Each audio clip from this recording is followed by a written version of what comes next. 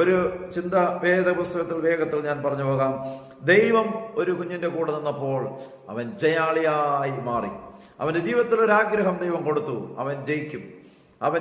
കൊച്ചു പ്രായത്തിലെ ദൈവം ഒരു വലിയ സ്വപ്നം കൊടുത്തു. അവന്റെ പ്രായത്തിന് ഉൾക്കൊള്ളുന്നതിനേക്കാളും വലിയ ഒരു സ്വപ്നം.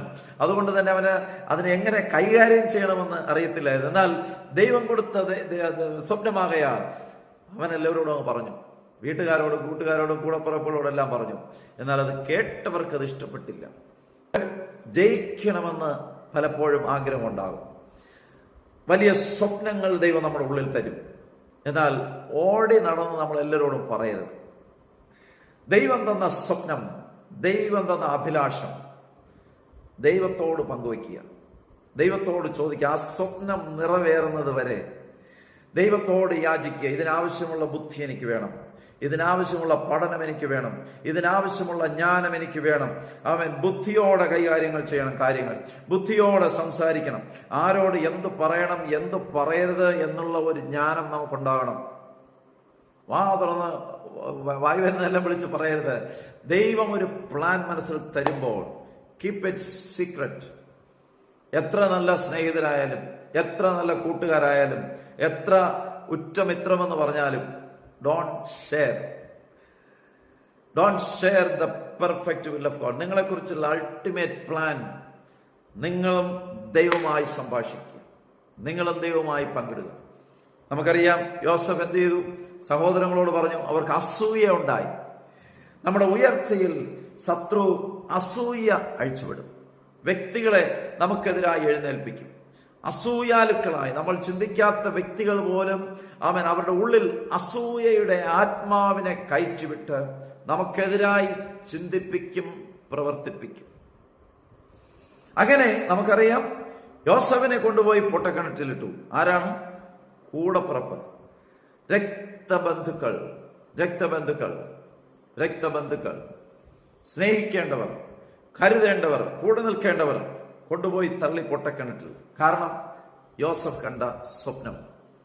എന്നാൽ ഈ വേദപുസ്തകം വായിക്കുമ്പോൾ ഉൽപ്പത്തി പുസ്തകം 39-ാം അധ്യായം നിങ്ങൾ പിന്നത്തേതിൽ വായിക്കുക. ഈ ചാപ്റ്റർ മൊത്തം വായിക്കുക. ഈ ചാപ്റ്റർ മൊത്തം വായിക്കുമ്പോൾ അവിടെ പറയുന്നുണ്ട് 39:2 യഹോവ യോസഫിനോട് കൂടെ ഉണ്ടായിരുന്നത് കൊണ്ട് അവൻ കൃതാർത്ഥനായി മിസ്രൈമ്യനായ യജമാനന്റെ വീട്ടിൽ പാർത്തു. ദിവസങ്ങൾ കഴിഞ്ഞുപോയി, പൊട്ടക്കിണറ്റിലിട്ടു, അവിടുന്ന് വിൽക്കുന്നു. ആമേൻ, സ്തോത്രം. ഇപ്പോൾ പോത്തിഫറിന്റെ വീട്ടിലേക്ക് വിൽക്കപ്പെടുന്നു, ഒരു അടിമയായി വിൽക്കപ്പെടുന്നു. ജീവിതത്തിൽ താളം തെറ്റുന്നു, താഴോട്ട് പോകുന്നു, പരാജയപ്പെട്ടു പോകുന്നു. മമ്മിയിൽ നിന്നും വിദൂരത്തിൽ, പിതാവിൽ നിന്നും വിദൂരത്തിൽ. അവർ ഈ കാര്യങ്ങളൊന്നും അറിയുന്നില്ല. ആമേൻ, സഹോദരങ്ങൾ ചെയ്ത പ്ലാനുകളാണ്, അതനുസരിച്ച് കാര്യങ്ങൾ പോകുന്നു. അവന്റെ ജീവിതത്തിലെ താളം തെറ്റുന്നു. ആമേൻ, ചിന്തിച്ച സ്വപ്നം പോലെയല്ല, കണ്ട സ്വപ്നം പോലെയല്ല, അതിന് വിരോധമായി സകലതും സംഭവിക്കുന്നു. എന്നാൽ ഒരു പ്രധാനപ്പെട്ട ഒരു കാര്യം അവിടെ നടക്കുന്നു.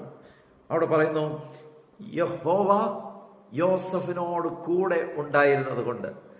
ആമേൻ, യഹോവ യോസഫിനോട് കൂടെ ഉണ്ടായിരുന്നത് കൊണ്ട് അവൻ കൃതാർത്ഥനായി.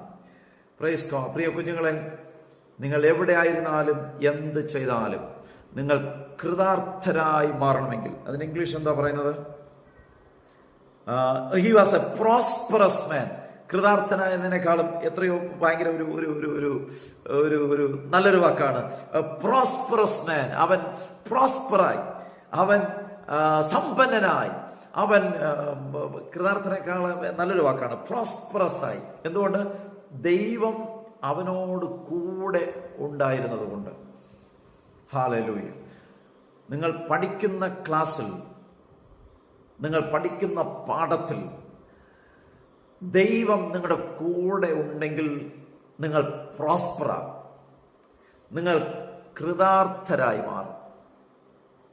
ഏറ്റവും അധികം ആഗ്രഹിക്കേണ്ടത്, സക്സസ് ആഗ്രഹിക്കുന്നവരെല്ലാം നിങ്ങളുടെ തീരുമാനം ഇതായിരിക്കണം: ദൈവം എന്റെ കൂടെ വേണം. Success is A choice. നിങ്ങൾ ജയിക്കണമെന്നുള്ളത് നിങ്ങളുടെ തീരുമാനമാണ്.